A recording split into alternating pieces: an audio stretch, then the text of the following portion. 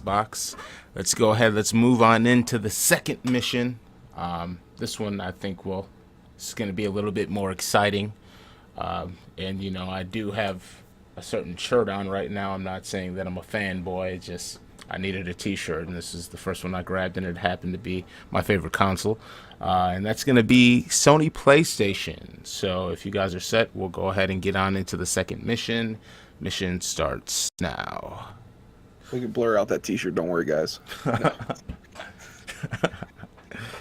So, I mean, PlayStation, man, like, they came, they saw, they did a great job, in my opinion. They didn't show too much. I mean, I'm not even gonna say they did a great job. They did a fairly good job. There's some things that I would have liked to see. I definitely want an update on what's going on with, Final Fantasy VII Remake. I know that's, on Square, but we didn't hear anything about that. But we did get a release date for Kingdom Hearts 3, but, that's going to be cross-plat, unfortunately. Last of Us Part 2. What do you guys think about that, though? I personally wasn't. I know I'll get crucified for this, but I wasn't a huge fan of the first one. It felt like whatever video game equivalent of Oscar bait is. It just felt like I was supposed to like it more than anything. But we could talk about that on another mission. I'm definitely excited for the second one. I'll give it a shot. Kind of grown up Ellie. Kind of handling her own business now. Yeah, I thought the performance was a little weird. The guy with the banjo performing live on stage was a little odd. There was quite a few odd performances at E3 this year. And I mean, I'm a fan of Andrew WK, but come on, man. The crowd wasn't feeling it, unfortunately. Oh no. I forgot that happened. I read like summaries for everything. Now their live conference was crazy. They had like intermissions and they moved their whole audience to other areas. Like they actually had like The Last of Us 2. They showed their trailer like in like a barn type auditorium, and they had like a live performer. And then when they did Ghost of Tsushima. Yeah. Tsushima. They had like a live flute performer, before the trailer, but I think they had to move everybody again. So it was just these wide intermissions in between like 10-minute trailers. It was a little poorly done in terms of the conference, but I'm hyped for the games. Yeah. I mean, you can't knock a hype flute man at the beginning of your game. That's gonna round up. There was a big controversy on it because he was a white guy, and everyone was like, "Oh, you're whitewashing everything." But he's like one of like the only two masters of that instrument in the world, or something like that. But yeah, he's apparently supposed to be like one of the very few people who are that good with that flute. Yeah, they're super Japanese. What did you guys think of Ghost of Tsushima? I mean, when I saw the trailer, I was like, man, this is looking amazing. And the gameplay that they showed as well, it was just like I'm pretty hyped for that game. It looks dope. I loved like the more realistic take on the combat, like with For Honor, like the way you kind of arced all your weapons and everything, the way you could block more realistically. I couldn't wait to have that in like a single player game. And this feels like, right, I haven't had it in my hands, but it looks like it feels much more visceral, much more realistic when it comes to the combat, especially for that era. So I'm excited to get my hands on it. I think it looks good, and I want that hat. I cosplay Samurai Jack, but yeah, I'm feeling it. I just watch Samurai Jack. He makes it by the river. You just need to find a river for it. Right? Exactly. Yeah, I feel like the story is gonna be. I think it's gonna have a good story. I mean, we'll find out, but it looks amazing visually. It's stunning. And then there was even a part where they pan from the flowers, and then they're actually real flowers, or they turn into real flowers, and it's just how they did it. It's like it just looks like it's gonna be an amazing game. Something you're definitely gonna want to play on a PlayStation Pro. Probably want to play it on a 4K TV just because it's gonna look amazing. And the combat, like you said, it's so realistic. The style of the combat looks so real. And then just like the transitioning with the targeting system that's in it, I think it's going to be a very dope game, especially if you run into circumstances where you're definitely outnumbered, things like that. But I also feel like the one-on-one combat looks at least like it's going to be a really, really dope game. So I was hyped for that. It kind of came out of nowhere for me. I was going in and out from the presentation, and I checked back in. I was like in line at a Dairy Queen, and I was just watching. I was like, what is this? This is fantastic. So I'm definitely hyped for that.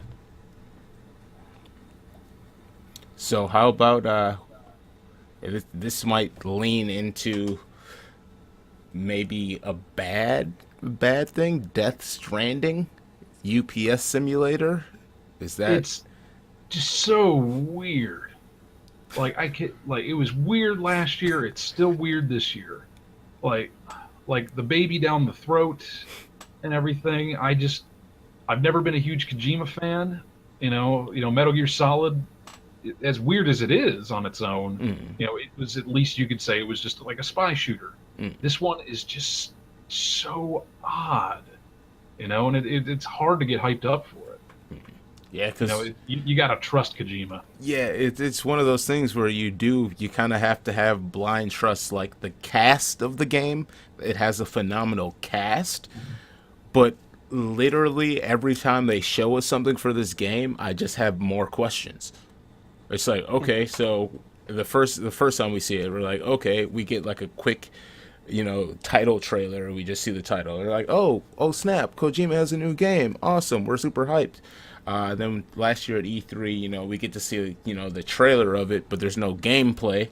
And we're like, okay, so this is weird. Then we get another trailer, and then we kind of get a glimpse of the monsters, but we don't get a glimpse because you can't see them because they're invisible. And now we have this where I believe it's showing gameplay, but he's literally just walking. You're seeing, and then you see him with his giant packs on. So that's why I said, like, is this a UPS simulator? Are we literally delivering babies in incubators, or what is going on? Are we gonna use the babies that we're delivering to fight off the monsters with our light? I have so many questions. I want to know, is there even a combat system in this game? Is this all just going to be like a decision-based game? Like, I need to know more before I can be hyped for it. This is the Norman Reedus game, isn't it? Yeah. Yeah. When I saw Norman Reedus, it took me completely out of it. But anyways. Yeah, it's Norman Reedus as Norman Reedus. There's like nothing different about it. It's him with the same Walking Dead hair and everything. He's got a little bit of tech now, but yeah, he looks just like the Walking Dead. Yeah. I think that's going to take a lot of folks out of it. Yeah, and it's that, and again, it's like the thing where it's like, okay, well, the cast is cool. People like the people that are in the game, but what is the freaking game, though? I'm not going to pay $60 to listen to Norman Reedus be Norman Reedus and carry around a baby that he uses to power his flashlight. Like, what is the going ladies on? will, Corey. The ladies will. I've seen this man at conventions. I've seen his fans. They want that dirty country boy. Oh, is this with just baby flashlights? Is it a ploy to get more girls into gaming? Or are they trying to balance out the something, man? Yeah. Something. I don't know. What about that Spider-Man? I don't know about the combat, but it looks weird. I don't know if I would like those controls, but it looks really cool. Yeah. Did you play any of the Arkham games? Not enough.